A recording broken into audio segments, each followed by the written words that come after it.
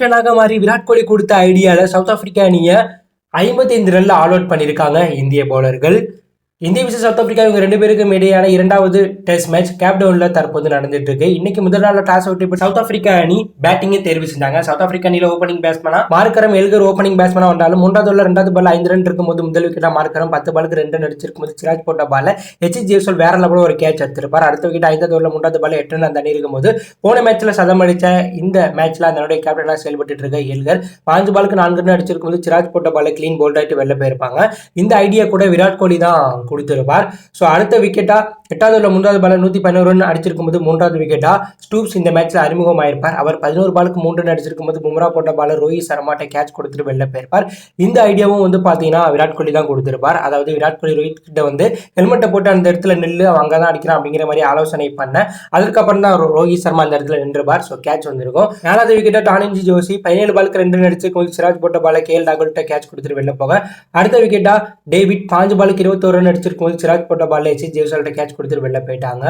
David வரேனி 30 பாலுக்கு 5 run அடிச்சிருக்கும் போது சிராஜ் போட்ட பால சுபம் கில்ட்ட கேட்ச் கொடுத்துட்டு வெளில போக அதுக்கப்புறம் இந்த வீக்கில் யாருமே ஒழுங்கா விளையாடல. குறிப்பா சொல்லலாம் மார்க்கோ ஜாக்சன் டெக் அவுட்லையும் மகராஜ் 3 ரன்லையும் ரபாடா 5 ரன்லையும் பர்கர் 4 ரன்லையும் அடுத்தடுத்து அவுட் ஆக சவுத் ஆப்பிரிக்கா அணி 23.2 ஓவர் முடிவில் 10 விக்கெட்ல போயிருக்கு.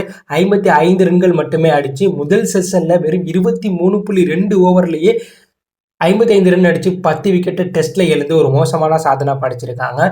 இதன் மூலம் சவுத் ஆப்பிரிக்காவுடைய சொந்த மண்ணில் சவுத் ஆப்பிரிக்கா அணியை கம்மியான டார்கெட்ல கம்மியான லோ ஸ்கோர்ல சுருட்டின அணி அப்படிங்கிற ஒரு மிகப்பெரிய சாதனையை இந்திய அணி படைச்சிருக்காங்க. ஸோ இதற்கு முன்னாடி இது போல ஒரு மோசமான ரெக்கார்டை சவுத் ஆப்பிரிக்கா அணி படைச்சதே கிடையாது.